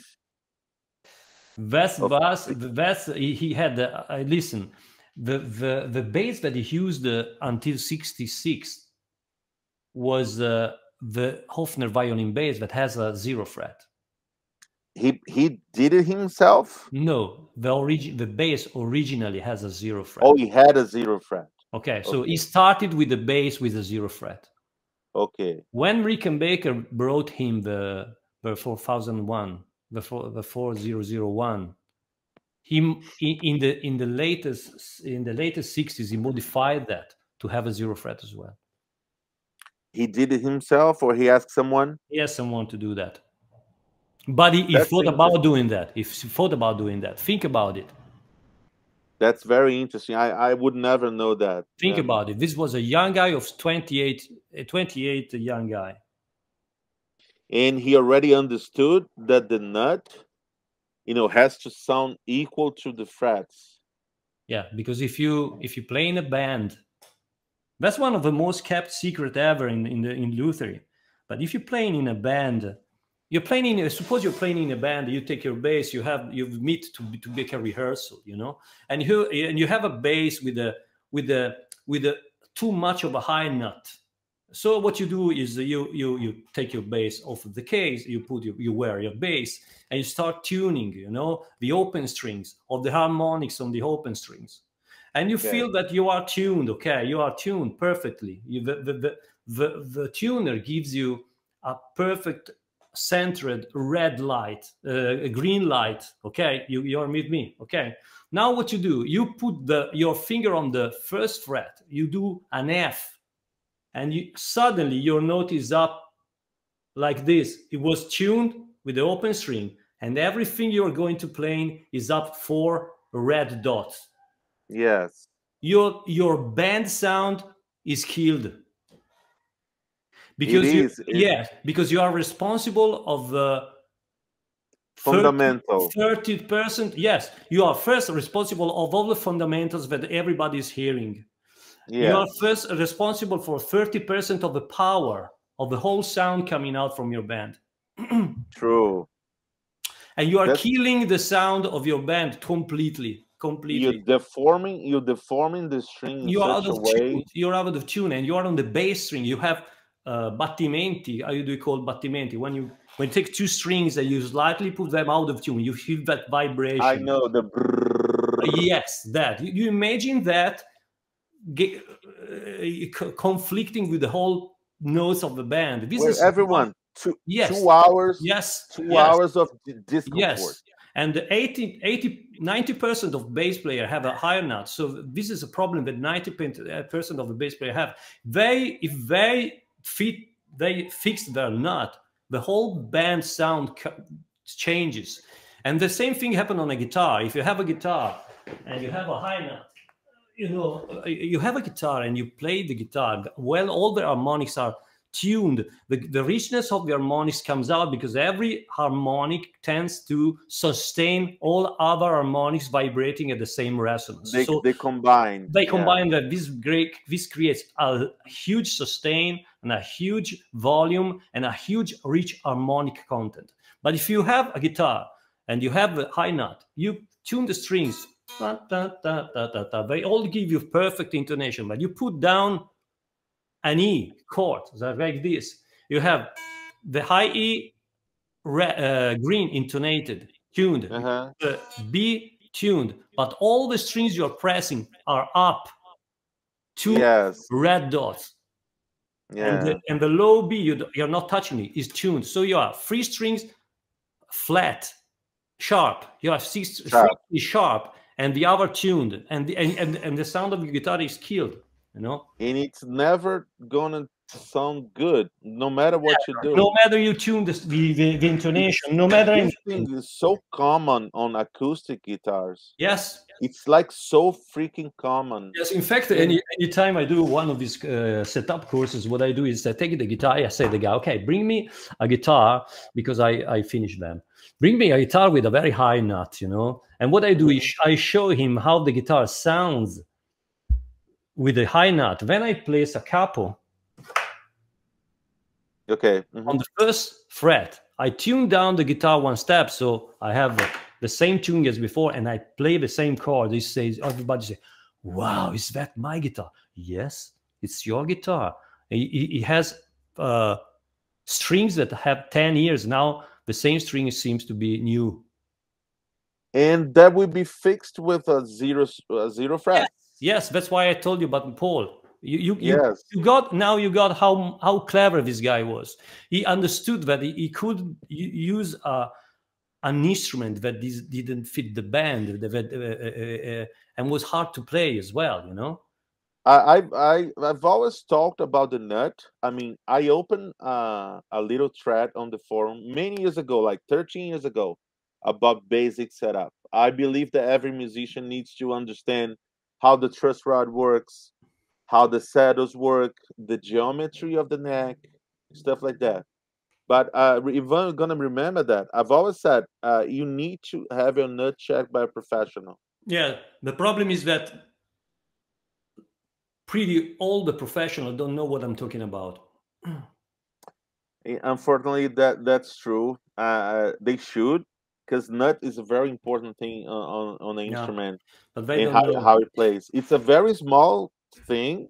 Yeah, it's fixed. There is a video from a friend of us.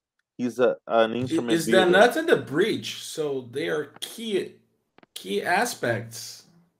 They're the anchors. They are the anchors. They're the anchors of the string. There's a video of a very good friend of us. He shows how to set up the note with a comparing watch.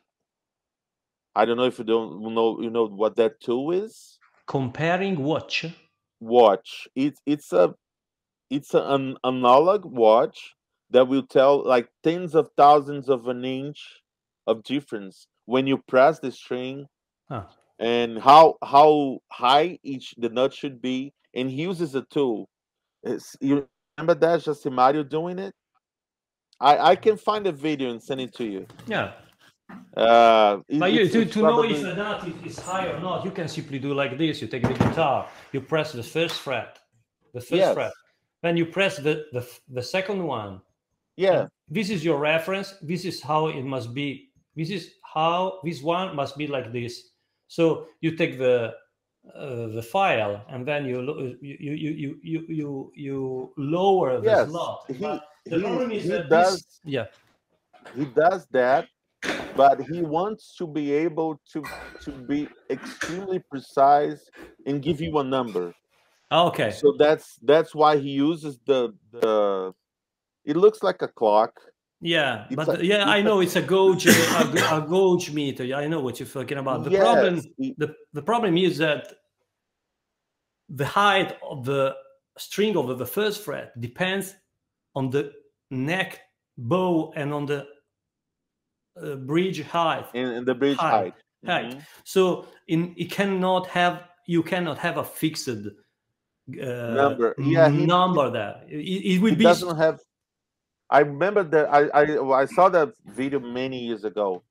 He says something like, for this string, I usually go for this number. Bravo. Because it works better in my experience. Bravo.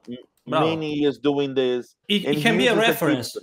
It can be a reference. It can be an average reference, of course, yes. But so that's very important. he says, it's faster this way and more precise, and that's how I do it. Yes. You can do, of course, you can do without the tool, without the gauge comparator.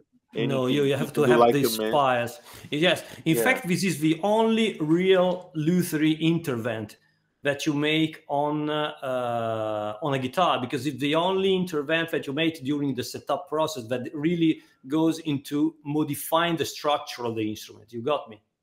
Uh-huh. Okay. It looks like this, but it's not this one I'm talking about. Yes, but just the little clock. It's like it's the same, and it has a depth thing. Yeah. A depth. You know what I'm talking about. They sell it. This is the steel mag tool. Yeah. This is for truss rod. US people always try to create a mechanical instrument for what brains can do in 2 seconds. That's true. That's true. And if you have your level experience, I mean, it must be quite fast for you. And you're gonna see later, it's just perfect because you got the feel. Yeah. And I know what an experienced guy like you can do with like just a few tools. It's amazing. Yeah. Like the guy that does jewelry. Yeah. I've seen them working. They don't need anything. No. They don't have anything. Just the rock itself, a file, and a zzz, and it comes out perfect every time. Yeah. I know this. I mean, it's good because people want to be relaxed on doing things, want to be sure what they are doing. So in my courses as well, I organize the workshops, the lessons in a way that the guy can be absolutely sure what he's doing, But the whole process is, the whole sense of the process is, I teach you some way to be sure about that, but you use it 10 times and then you do that by experience with your eyes. Yes, because in luthery, hands, your senses much more important than anything else. It's an art thing before being science. Luthery is absolutely it's a craft, eyes job, an eyes science, because my hand can only shape what my eyes can see. Yes. If I don't see what I'm doing, is if I'm not seeing the neck that I'm shaping, if I don't see the form, it's like Michelangelo when he did the sculpture, the Pietà di Michelangelo. He looked at the square block of stone for 2 days, imagine that, and then he did it. He had to see this before. So you have to look at the details. And your hand will hand these details. But if you don't see the details, what are your hand doing? It's funny. This friend of mine I'm telling you about, he told me the very same thing. But he's not very good with words. I mean, he knows what he's doing, but I like to ask things, and he doesn't know how to explain them. And he ended up saying, "Man, you just give a painting, a blank canvas to Picasso, and you give to some other guy, and Picasso is going to do what he does because he's Picasso. I mean, you cannot explain what's going on. It's the person that's doing. Yeah. And I can have someone else, a good luthier, to do a bass like mine. It's going to be a different bass. Yeah. And no one better than a luthier can tell you this, because you have a shop for 12 years, 15 years, 20 years, and with the same amp, and your basses are the same basses, and a lot of people comes in, and the bass always sound different because exactly. Bass player don't know that they have a lot of. You started in 1980, so you've been in it for 40 years. Yeah, 41 years. Yeah, 1988 professionally. I started bleeding instruments from 1980. And professionally from 1988. So you see that happening all the time, and it's just one thing that happens. It's hard to explain. I had a showroom and had 12 basses and guitars, and people came from all over Italy, and every different kind of musician came. Very good ones, medium ones, okay ones, and I was astonished how they could make the same guitar and the same amp with the same setting sound so different. Yeah, I think there was a guitar player from California that asked, what's his name, Van Halen. He called Van Halen, said, can you come to my home? Can you try my guitar? Van Halen, and then Van Halen came to his home, and he played. He was Van Halen. Yeah, all the way. He sounded like Van Halen, and he was like, "Fuck it." Yeah, it was a Tusco guitars, and he could make it playing like his old. He sounded like Van Halen on every guitar. I would like to show you something. The experience, and it's there's no shortcut for this. Here in Brazil, we are experienced as a professor, and that's something that annoys me, because there are a lot of YouTube videos or short courses teaching shortcuts for doing this, for doing that. Like learn Italian in 2 weeks, learn to play bass in 3 months. Come on, man. There are no shortcuts. There are no shortcuts in life. I am afraid not. No. But you have a whole new generation who wants to learn how to pilot a plane, watching YouTube videos, learning shortcuts. That's as a professor, it hurts me. Like, I know a guy. He wanted me to teach him some guitar. And I said, this is scale and major scale, minor scale. He was like pretty mad. In 5 minutes, he said, I don't want any of that. Can you teach me the solo to that song? That's all I want to know. If you're going to teach me scales and everything, all that stuff, I don't want to know it. I don't want to know anything about it. I was like, it's the new generation. He's like 25 or something. He doesn't want to learn how to play. He just wants to learn one solo, and that's it, to show to the friends. Yeah, like a video game. Yeah.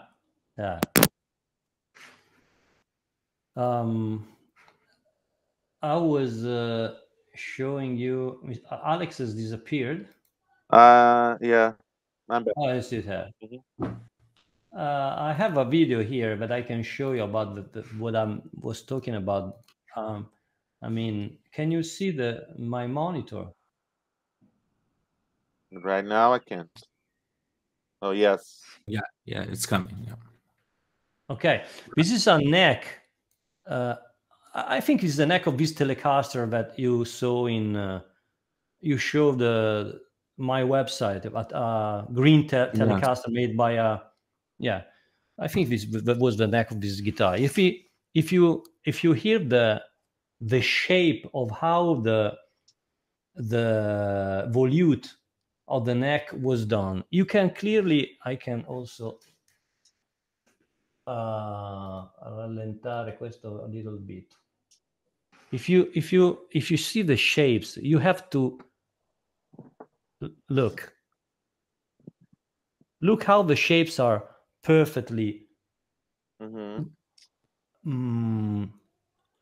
round. You see there's no everything is fluent, everything is like a violin, you see. There's no edgy. Yeah, it's not edgy. Yeah, it's fluid, it's even, everything is even. Look, you see that. That's pure comfort.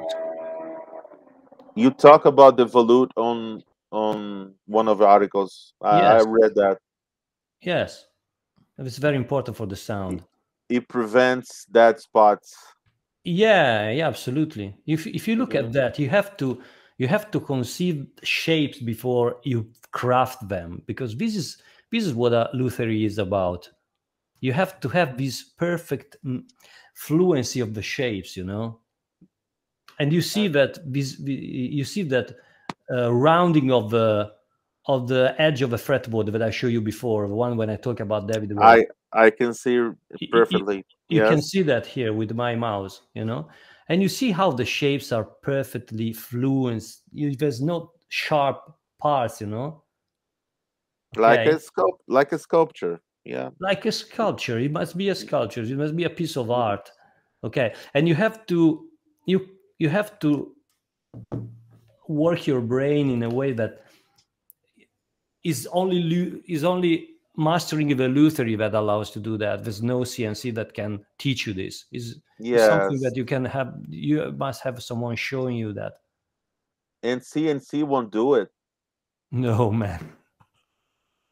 No, there's some way. Excuse me. There's some way to teach CNC to do that, but it's so incredibly tricky and long taking that it's easier to go by hand. Yeah, absolutely. Because, I know that because we have, you know, when you start with CNC, you have to consider shapes starting from the CNC way of working, designing. This is design. So because CNC are essentially a huge quantity of points that have to be followed by a router, you know. Yeah. Okay. The more points you make, the most perfect the things comes out. But the most you need the NASA computers to do that. Yeah. So the processing. So reduce the points. You have to reduce the points to a point that it doesn't look like something made by hand. You know, I don't know if I'm explaining myself. Yeah. I it's like resolution. It's like resolution. It's like a photo resolution. It's a bitmap. You know? It's like when you see it, the bigger the pixel in the photo, the worse the photo will be. Yes, but this have to do with a lot with the shapes. I remember this because with a luthier for 2 years we tried to reproduce not long time ago, 4 years ago, one of my Carved Pro guitars, which is essentially this one, Frudua Carved Pro, that has a top that I made by hand, you know. And they took 2 years to try to reproduce the top, but where they weren't able to that. After 2 years, they succeeded in doing this, but it was too much time, really too much time involved. Made absolutely no sense. This guitar, I don't know if you see that. Not yet. Yeah, it's 3D. Yeah, you see, it's shaped. Recreating this with the CNC was a nightmare. 2 years of job. And he has the pull for the knobs to be a little low profile. Yeah, it was a man. He said, "Oh, we can do it in 2 weeks." 2 years later, it was still there. You know. Interesting.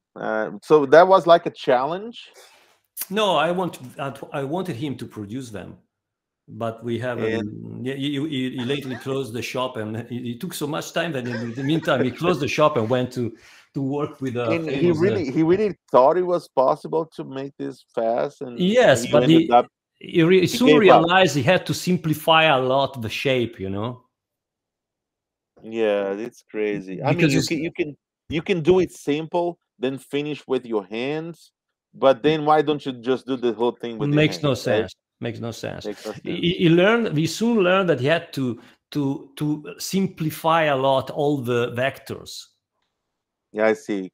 Okay. So the dots will be far apart. And you had a lot of sanding involved to finish. Yes, maybe you can you know, please yourself with what came out, but it was not the original shape. It was something more computerized stuff, you know. Just like you remember the old Larrivée guitar of the 80s, the one that the Europe had. Yep. That one was made by Godin. No, by Godin. I don't remember, Godin maybe, but one of this factory with a router, with a computerized router in the 90s. I don't remember. And this one was really, you know, sharp in some points because you have to adapt to the computer that you have and the linearity of the vectors that you are using. So, even the Les Paul has it to some extent. Les Paul now has it, but they did a lot with the pantographo. I mean, they extruded. Some models don't have the 3D thing. Yes. But some let's spoke custom. But it's all made by hand, as far as I know. They original were made with duplicarver. The 3D tops were made with duplicarver and then by CNC now. Pantographo in italiano. Pantographo, copiatore, sì. Mm-hmm. You still make this? Yes, these are guitars from the 90s. Can you also show what basses you're making right now? Because we're gonna show it on the forum, so people. I don't make basses anymore. I don't make guitars anymore. Frudua slave. I just teach now. Okay, but you still own a shop. You have people working for you or something like that? No. I just have the school and nothing else. Okay. This is a 8-string. This is one of the. These are the handmade ones. Okay. So, but you're able to work with someone wanting to produce an OEM product in Asia or something like that, on the model, on the concept, on stuff like that, and have the thing ready for them to produce. Yeah. That's great. Absolutely. Ivan's gone again? Oh, he's back. He's here with us. I'm back. This molding is driving me nuts. It never happens. Of course, when I set up an interview with an important guy, then Thank you for the important. Yeah. Oh, you are. And the website is great, man. It has a lot of info that no one will talk about. No one will share. Those who know don't share, and many don't know. And and pretend they know. Yeah, which is worst. Anyway, you were talking about the sound of the wood, the famous Warwick payoff. Yeah. Mm-hmm. So the matter of the wood with electric guitars is a matter of how stiff the wood is. The stiffer the wood, the brighter the sound. Mm-hmm. So basically, this is the rule. Because you won't damp as much frequencies. Because if it's not stiff, you will deform a little bit. It dampens the frequencies a bit. Is that why? Well, as a scientist in the biology field, I immediately I'm imagining the structure of the plant tissue, of the wood. And the wood, you have the cells that form the wood, and the cells are surrounded by celluloses. And I believe this thickness comes of the leño. It comes from the amount of the celluloses and other molecules that are around the cells. When the wood die, the part of the cells also disappear, degrades. And the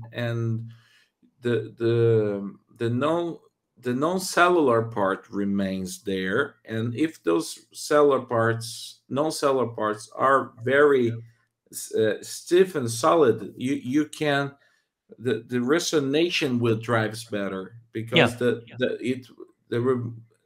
the cellular tissue, the tissue of the wood will have smaller pores, where the sound will not dissipate. You understand, like a net, a 3D net. If you have a denser net, the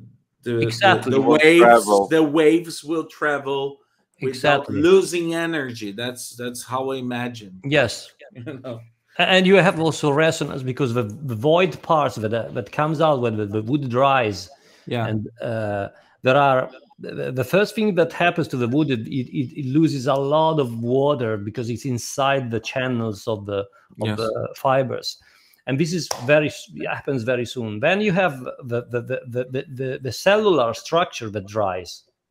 Okay, so the it has to do with the resonance of the wooden void parts and the stiffness of the walls of cells that remains in the solid structure that brings the sound. It's like the organs. How do you call the organs? Pipes, the organ pipes, you know. Okay, so the softer the neck, the less stable is the neck, and the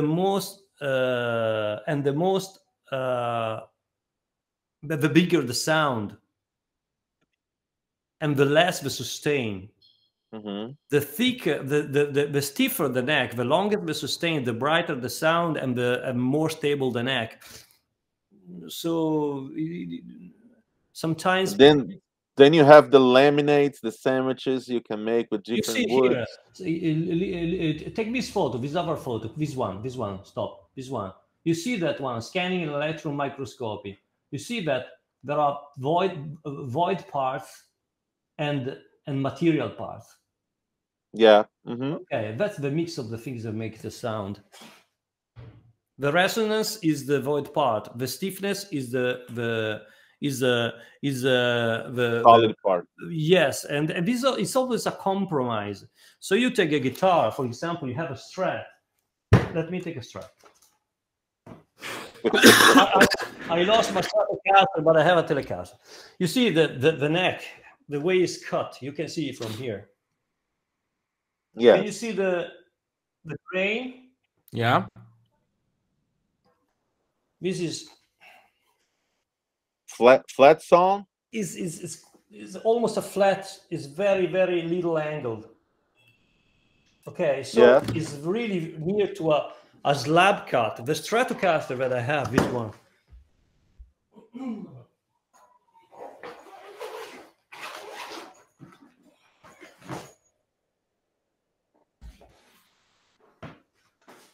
Is much more of an angled, a rift sewn neck. I see it. Is it like a 45 angle? Or something? This is stiffer than the tele one. So the tele one is going to play louder. Is a neck playing louder. You got me? I have. Yeah, I can see you. If it was quarter sewn like this, you know. Yeah. It would be very stiff, but very bright, very stable, but not a big sound. You know what I mean? So it's always a compromise. It's a compromise. So this is the reason why, if you look at especially United States professional, they have pretty old professional, probably in Brazil as well. They have two types of instruments that they use in the studio, and instruments they use live. I see. If you look at the structure of the wood of a neck of this instrument, you will mostly discover that they are using vertical grain on the live and flat grain neck on the studio, because they sound huge, but they are less stable. In fact, sometimes you see people recording and they have the truss rod key inside the neck. Yep, because it will move. Because it will move, because it's flat sewn. Big sound. So producer will tell, bring that precision bass, bring that Strat guitar, because it sounds huge. They don't know why, but it's the structure of the neck, the wood of the neck, that is flat sewn, slab sewn. If you look at what they're using live, they know that they have to bring live more stable neck, because they have to go through the whole traveling and go for the whole gig, 3 hours of gig, and the neck must move the less possible.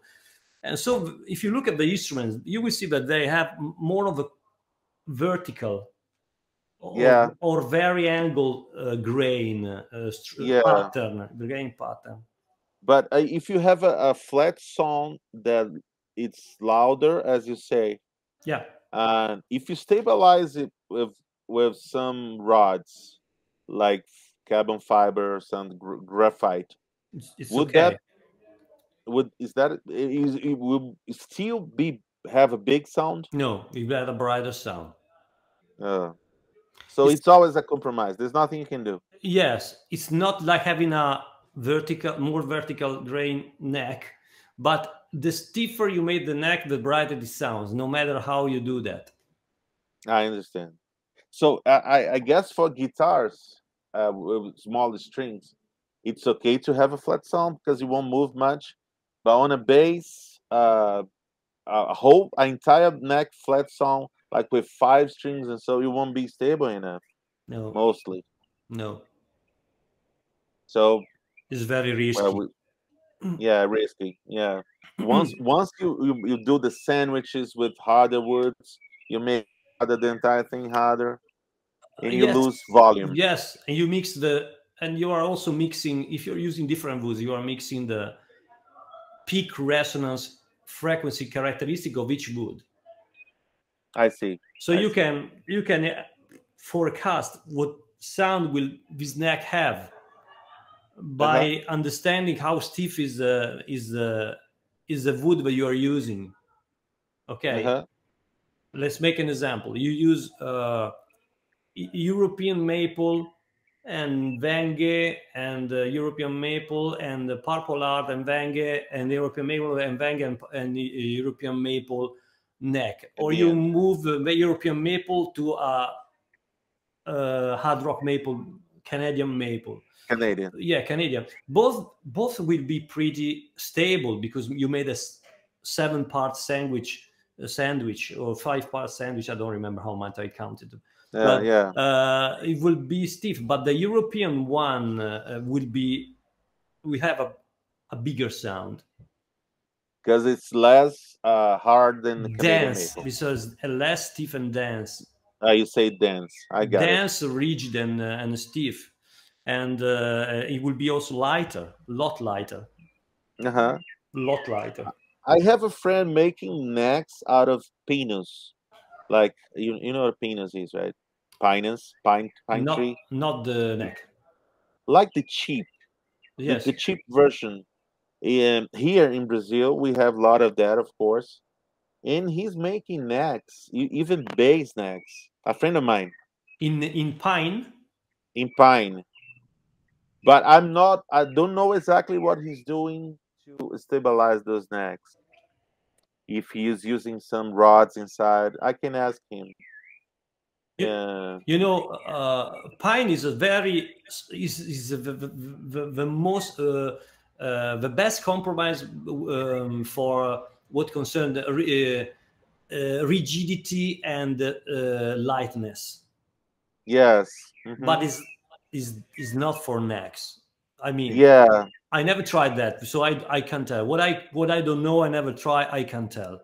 Can you? Maybe. I mean, I don't know how to show my screen, but if you want to go to his site, it's s.martin MARTYN.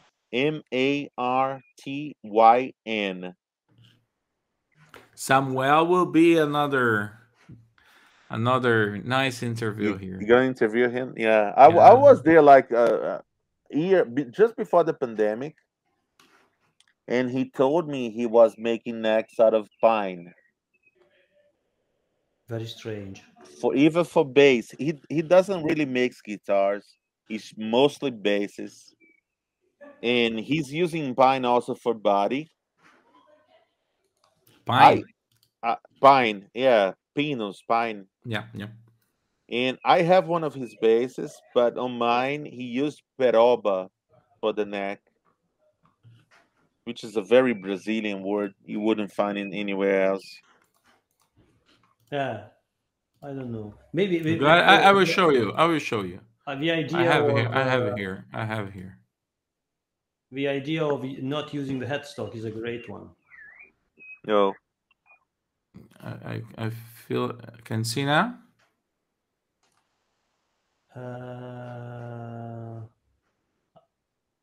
Yes. Yeah. So he's using pine a lot right now. He said it's cheap. It works for what I'm doing. This is pine. This is the one that you just show is the body. Yeah, the body's pine. This one. And of course it's okay for a body. Or ash. I don't know. I don't I think it's pine. But then he said, I'm also using pine on the necks. I was like, oh man, that's really strange. Yes, that's pine. That's definitely pine. The cream colored wood on the you are showing is pine, which is very good for the body, very light, because what matters is the neck.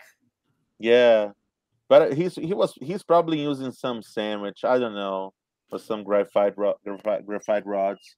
Maybe. But he uses lots of Brazilian woods or stuff like most people wouldn't use, and he tries them first. I see. I don't even know. You see, madeira do corpo. Those are the woods for the body. And he says madeira do braço, which is neck. Braço is neck. Marfim, it's also a Brazilian wood. It's similar to maple. Peroba do campo, which is what I have on my base. It's very stable and not heavy. Araucaria, it's a form of pine, but denser. After the pandemic, we have to bring Galeazzo here for a workshop with luthiers. Oh, will be great, man. You've been to Brazil? No, I've never been. I'm sorry about that. I should come over there and stay there. It would be great if you could come and maybe do a workshop or something if you have the time. And why not? If you take me to the airport, there's no problem. Yeah, don't worry, man. If you come and get me to the airport and you bring me back, it's no worry. Oh, as long as I don't have to drive, is fine. No, we will do it definitely. Are you a Rio guy or a São Paulo guy? São Paulo. São Paulo, which is bigger, but there's no beaches. Beaches. Spiaggia. Beach. Beach. Yeah, beach. I'm more of a sunny guy. So Rio. So sand, beach, Rio de Janeiro, my hometown. Seaside. Yeah, his hometown. Yeah. Well, Salvador, which is my hometown, also has beaches. Let's think about it. Think about it for the future after the pandemic. Yes. So, well, I think we have been talking now for more than 2 hours again. So it's a lot. Yes. Yeah. The chat is great, but I feel a bit uncomfortable to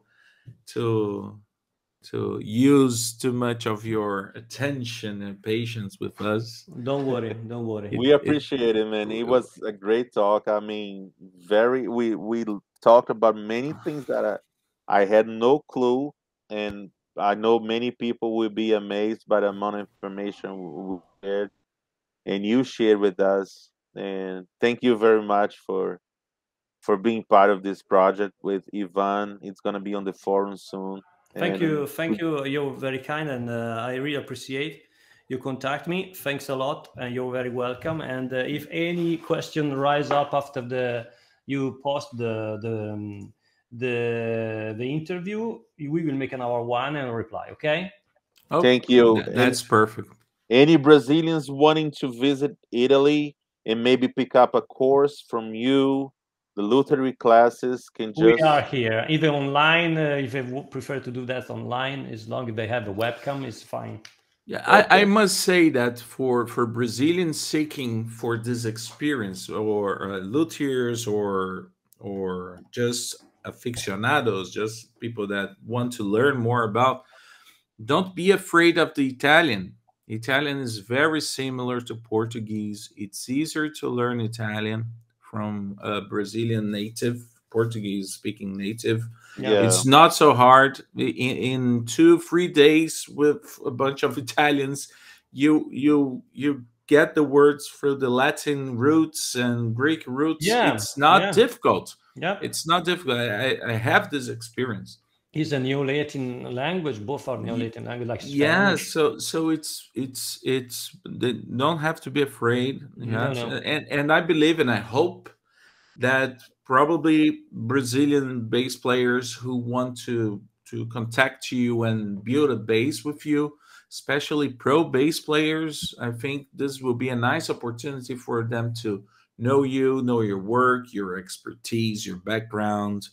And I'm sure that if you have future Brazilian clients, they will be very happy and satisfied with the instruments they will get from you. You bet. The instruments that they can make, they are very, very professional ones.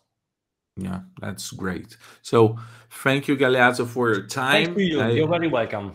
Yeah, and I hope to meet you next year in person and have a when you come over, you advise me. Bologna is 25 kilometers from here. Yeah, I can go walking.